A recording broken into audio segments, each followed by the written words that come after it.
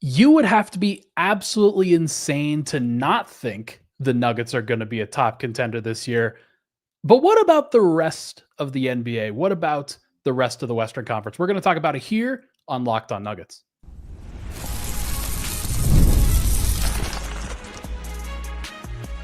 You are Locked On Nuggets, your daily Denver Nuggets podcast. Part of the Locked On Podcast Network, your team every day. Welcome into Locked On Nuggets, your daily Denver Nuggets podcast, part of the Locked On Network, your team every day. Thank you so much for tuning into today's episode on a Sunday night as we kick off the week here at Locked On Nuggets. Happy September, Matt. We're getting ever closer to the NBA season, getting closer to the NFL season. That is kicking off here very soon. But we're going to talk about the Nuggets, and we're going to talk about Jokic and Valanciunas and EuroBasket on today's particular show. Very excited to get into it. My name is Ryan Blackburn, host of Pickaxe and Roll at Mile High Sports. He is Matt Moore at HP Basketball, Hardwood Paroxysm, the Denver Dig, and the Action Network. Today's podcast is brought to you by Monarch Money. Take control of your finances with Monarch Money. Use code LOCKEDONNBA at monarchmoney.com for 50% off your first year. Matt, it's going to be a very interesting September, especially for Nikola Jokic, for Jonas Valanciunas, who kick things off in the midst of EuroBasket group play right now. These guys are absolutely crushing it for EuroBasket at this point. Serbia starts 3-0. Jonas Valanciunas and Lithuania are doing extremely well themselves at 2-1. I don't know how much you've been able to kind of track what's been going on with EuroBasket lately, but any bits of surprise that Jokic is absolutely crushing it right now? I've been watching. Nice. I am being sucked in.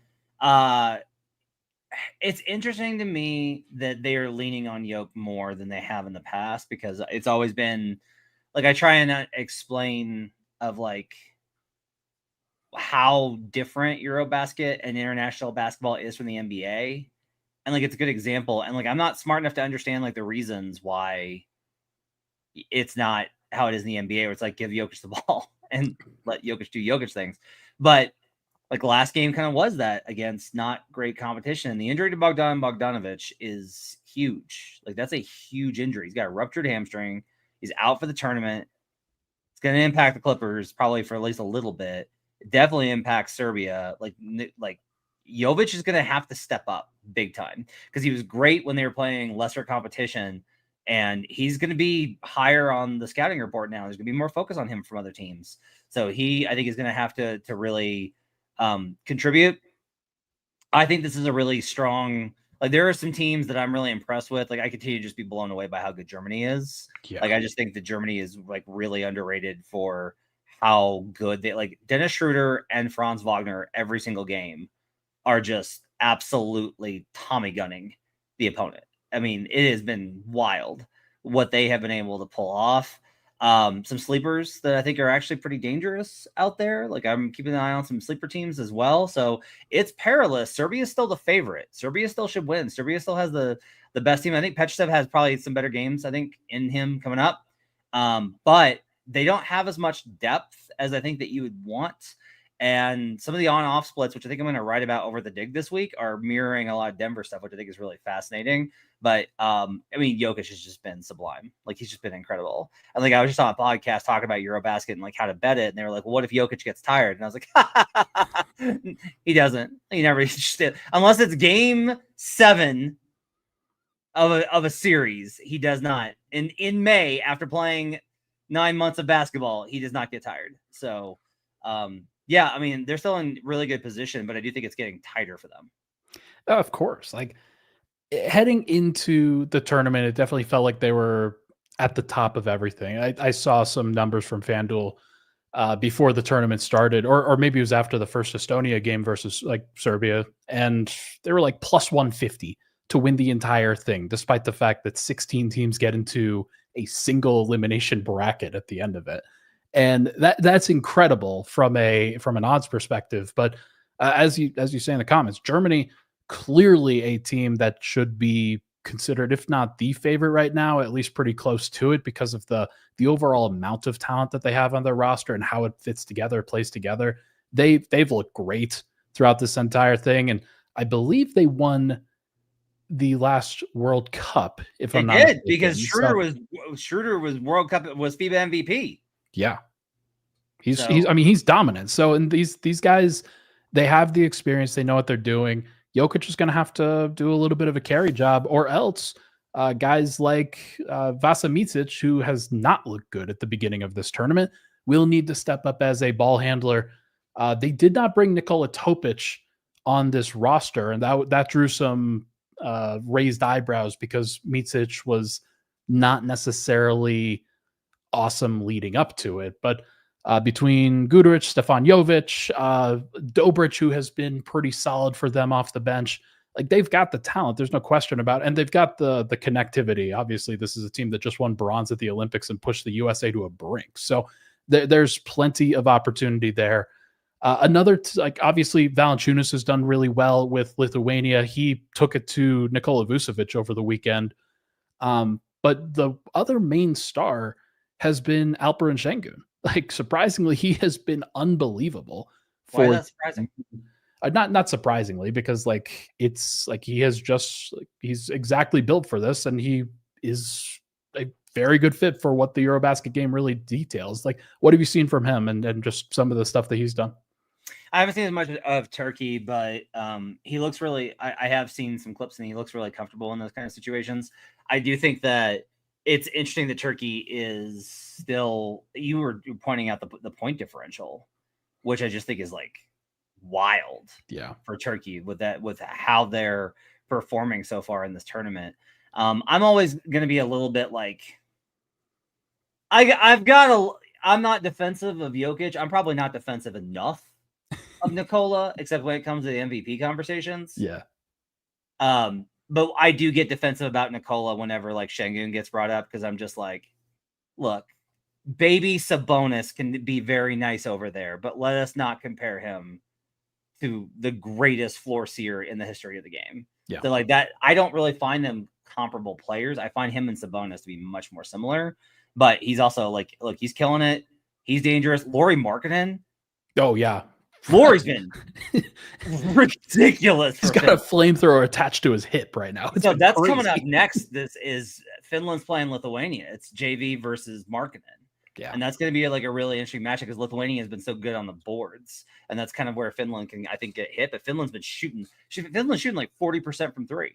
Yeah. So there's plenty of opportunity for massive swings to happen. Obviously, so Serbia plays Czech Republic next, but then they play Turkey in the final group stage game. So that could potentially be for one of the top 4 seeds in the round of 16 bracket. So it does matter for like those seeding purposes, if not for just like a tune-up process. But like Serbia is going to move on to the round of 16. They'll be in position to potentially win this thing if they want to, like if they play reasonably well.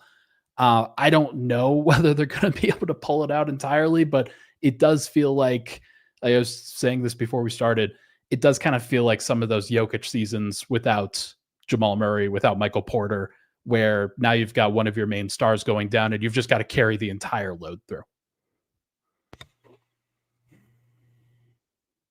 I don't know if it's like, do you think that the style of these games, the shorter games, the way these games are played, I don't think they're conducive for that kind of play. Like, I don't think you can do like the one guy puts the team on his back and carry him.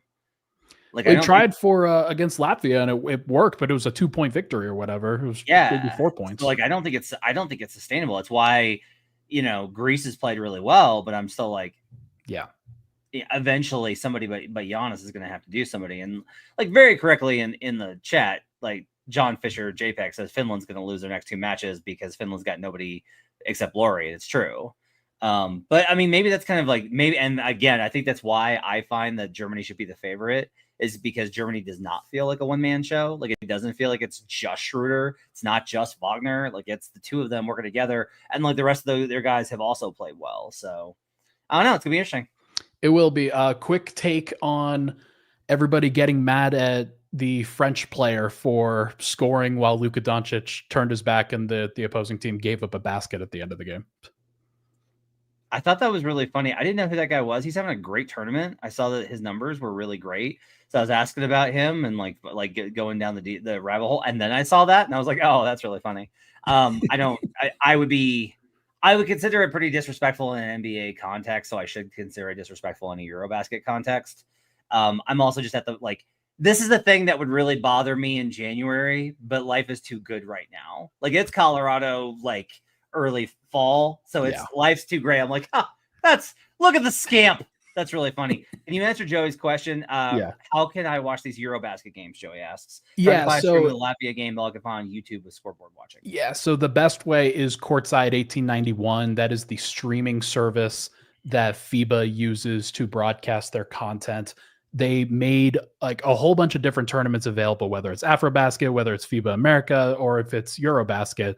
And they're for different kind of price tiers. EuroBasket's $20.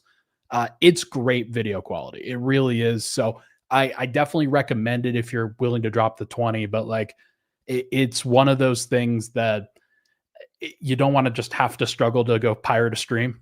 It's definitely like Nuggets fans should know all about that and know the struggle and understand how difficult and annoying it can be if you don't have a good stream. So Courtside 1891 has been fantastic so far. So cool. Yeah. Hey, that's our FIBA talk. Obviously, things will continue to change as we progress into the bracket round. I did real work on international basketball when I'm usually brain dead to all things hoops. Please clap. Yay. Good for Matt. He did his job. When we come back, we're going to talk about picking NBA teams. Is this a contender? Is this not a contender? I'm very curious to hear what Matt has to say about the Houston Rockets. We'll be right back here on Locked On Nuggets.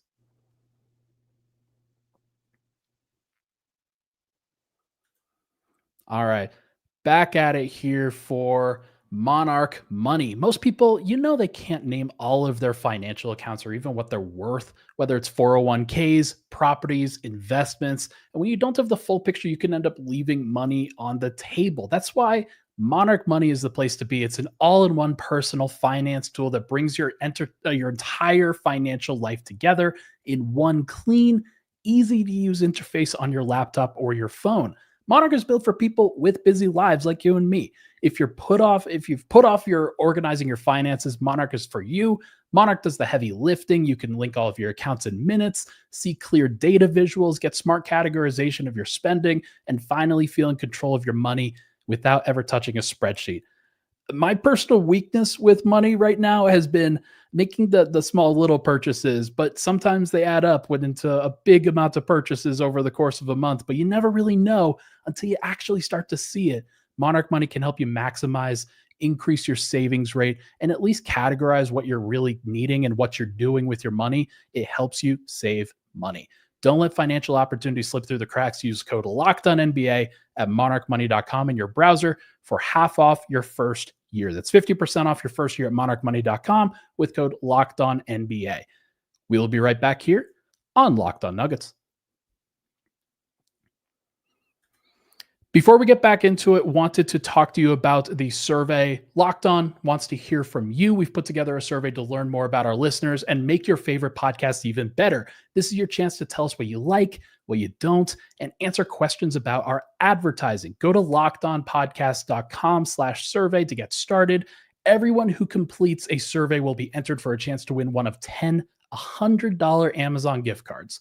Again, that's lockedonpodcast.com/survey. You can also find the link in the show notes or scan the QR code on screen. Thank you so much for helping us out.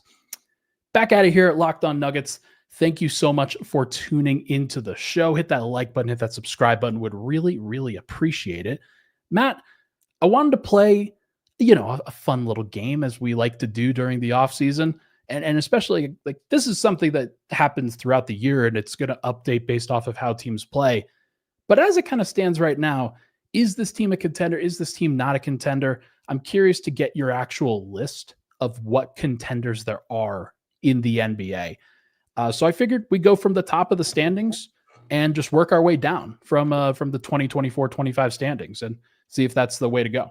Gotta go slow there, because I think that in the comments, 5-ish, thanks for hanging out with us tonight, 5, says, what are we classifying as a contender? A team that can realistically win a championship, teams that have the best odds?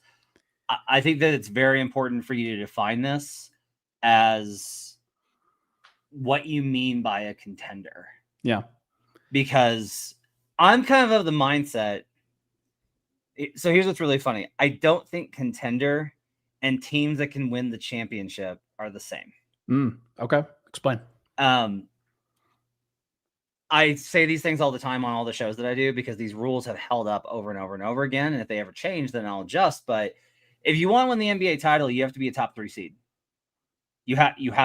There are 2 teams in NBA history that have won the NBA championship with further than a top 3 seed.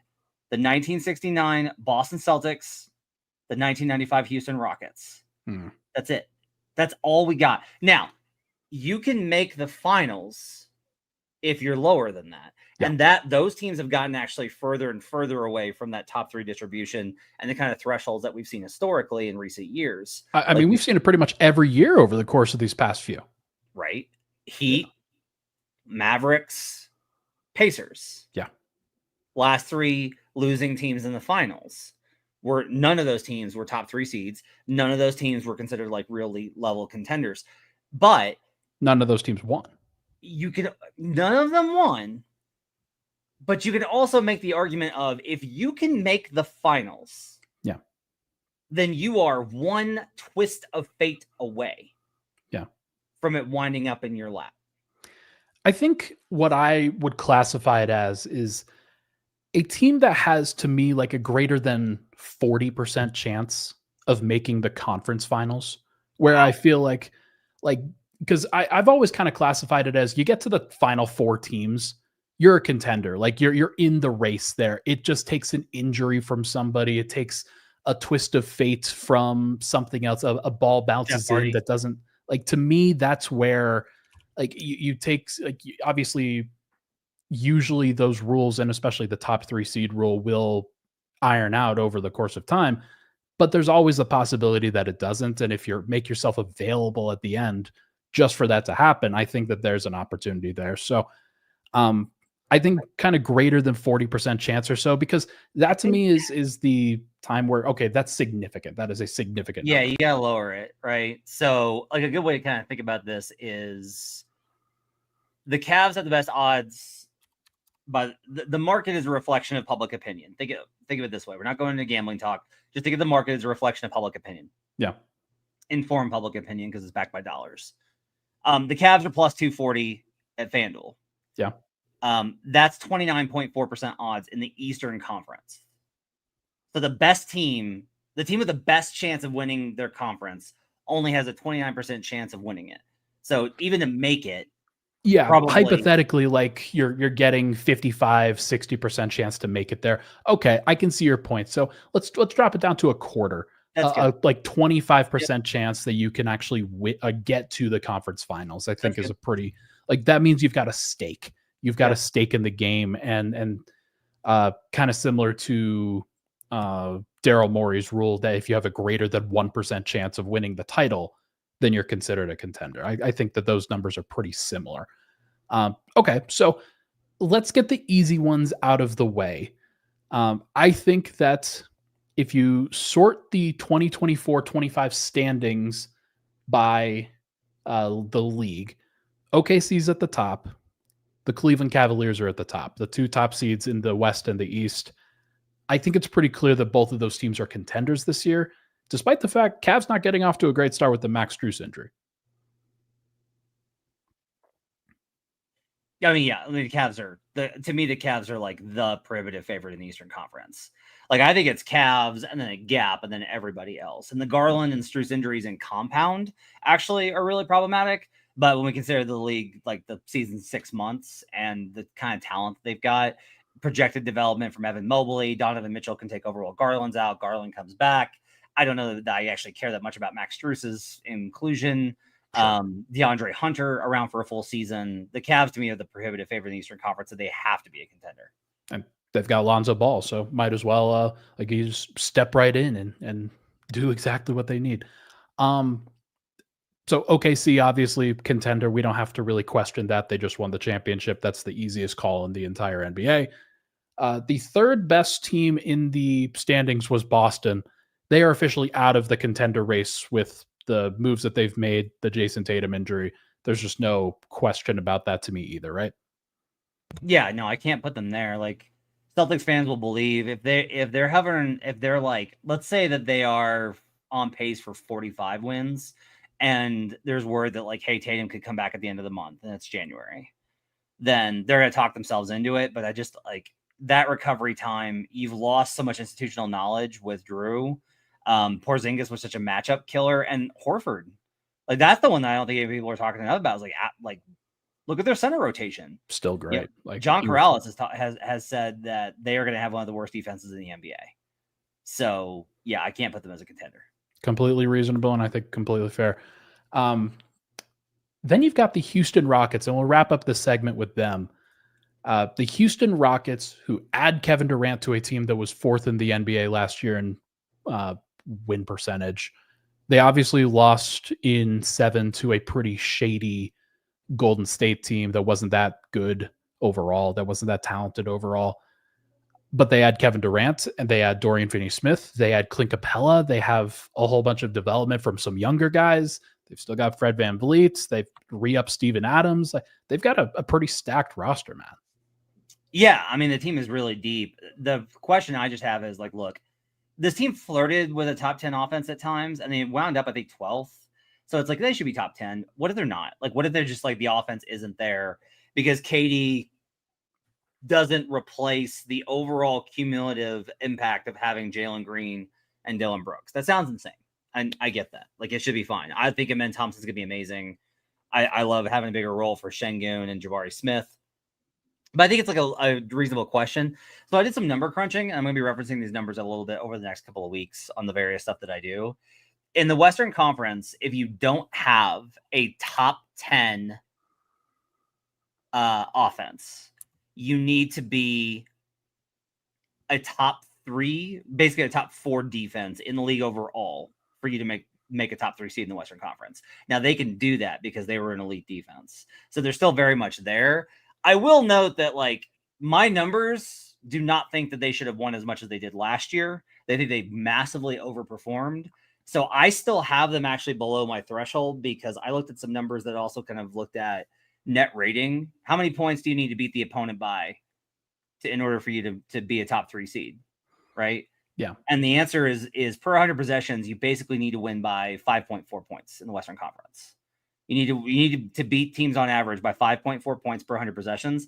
And I've got the Rockets closer to like 3.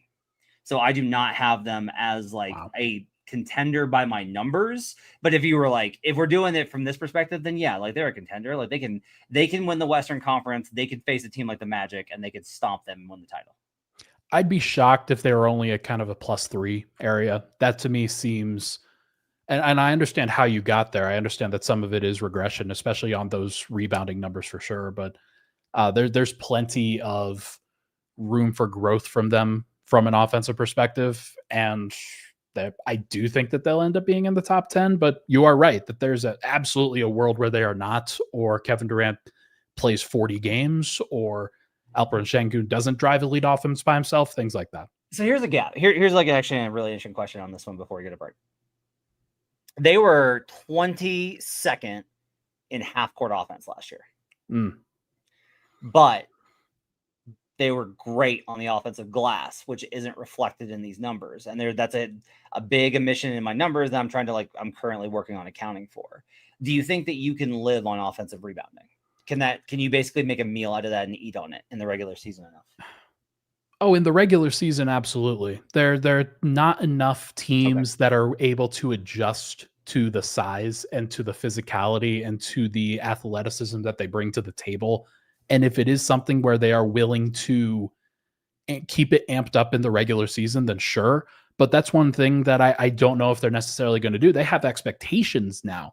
And I wonder if that leads to, hey, we're going to dial it back on the offensive glass a little bit. We're going to get back in transition. We're going to play this smarter. Kevin Durant's not going to be crashing like Dylan Brooks will, things like that. So it's going to be a little different, but they can. I just think the mentality is going to shift a little bit with KD. Okay. So we'll see how it goes. But folks, we're going to take another break. When we come back, we will wrap up our contender list for the 2025-26 season here on Locked On Nuggets. All right, let's talk about FanDuel. The NFL season is almost here, and FanDuel is making sure you're ready for kickoff with a can't-miss offer. Right now, new customers can bet just $5, and if your bet wins, you'll get $300 in bonus bets to use across the app. I love using FanDuel. I love the same game parlay feature. I love the round robin feature. That's actually one where I like to take a whole bunch of long shots or a whole bunch of, if it's NFL, it's anytime touchdown bets, it's 100-yard games, things like that, and just go for 6 out of 8 of those or somewhere around there. That to me feels like a much more easy opportunity to hit on some bets than getting 8 out of 8 on a parlay or 6 out of 6 on a parlay or something like that. You build in some wiggle room there, and FanDuel lets you do that. Are you ready to play? Download the FanDuel app now by visiting FanDuel.com to get started. That's FanDuel.com to place your first $5 bet. We'll be right back here on Locked On Nuggets. Got distracted there. Back at it. Locked On Nuggets. Thank you so much for tuning into the show. I came back and was like, my screen's not there anymore. So it's all good. Let's wrap up, let's wrap up, Matt, by discussing the rest of the NBA contender list here. Your boys out of practice. The next 3 teams on the list from win percentage: the New York Knicks, the Los Angeles Lakers, and the Denver Nuggets. We've been pretty adamant that the Nuggets are now in the contender tier this year. Does that hold true within this conversation? Yeah, they have to be. I mean, they're absolutely a contender. I think even more so than the Rockets, because they're not dependent on such young talent and they've won a championship. So that combination has to, I think, separate them. There's been this debate about whether it should be Houston or Denver in that 2 slot. I think you got to put Denver there. Yeah. Based off of the experience factor alone, I think that matters enough to go ahead and put them there. You just trust what Jokic, and to a degree, what Jokic and Murray specifically will do when asked questions on how they're going to react to certain things in a playoff context. Jokic will be able to deliver, has been delivering on a consistent basis. And it's been a while since KD has delivered in the playoffs. It just has been. But what about the New York Knicks, who, like, little hesitant there? You talked about having Cleveland in a tier by themselves. There's not a lot of, like, there's some people that feel that way for sure, but there's some people that don't. I'm not sold on them, but I can't keep them out when they made the conference finals last year and they return everybody. Like, they got what I think is a slightly better coach. They got a slightly better roster by adding Clarkson and Yabusele. They have lineup versatility. They do have a superstar who can carry them. They do have wing depth for defense. They have, like, the components there. I don't think they can put it together. I have chemistry questions about them. They also play in the Eastern Conference. And so it's just like, look, if the Cavs get upset by somebody, the Knicks can absolutely find themselves in the finals. And if we're judging this based off of their ability to get to the conference finals, then yeah, like, I have to have the Knicks in that contender tier. I would say that they're a contender, but can't win the title. That's to me fair. And this is kind of where you start to delineate between contender and pretender, I think. With the Celtics, it was pretty easy. With the Rockets, it's okay. You understand that there might be some hesitations, but they can win a championship. With the Knicks, I'm not sure if they could go through 4 rounds and do it seriously, and then, like, we'll just be at the right place at the end of the year with the mix that they have. But they do have some talent. Like, Yabusele is a good addition to their team. Are the Lakers better or worse than this last year? They're better than they were last year because they have a legit pick and roll big that JJ Redick will trust. And they have more continuity and they're a little bit more settled, I think. Like, it was just chaotic after the trade. losing Dorian Finney-Smith really hurts. Like it does. Losing Jordan Goodwin actually is a sneaky loss, I think, that they had. There's enough pieces there. I've talked myself into it. What's interesting is just they're closer. I would not consider them to be a contender, though, because I do not think that they can get past. Let me put it this way: if they can't get past Denver or OKC, and if those two teams get upset, whoever upsets those teams is going to be able to upset or be able to beat Los Angeles. So I do not think the Lakers are a contender. Yeah, they're just below.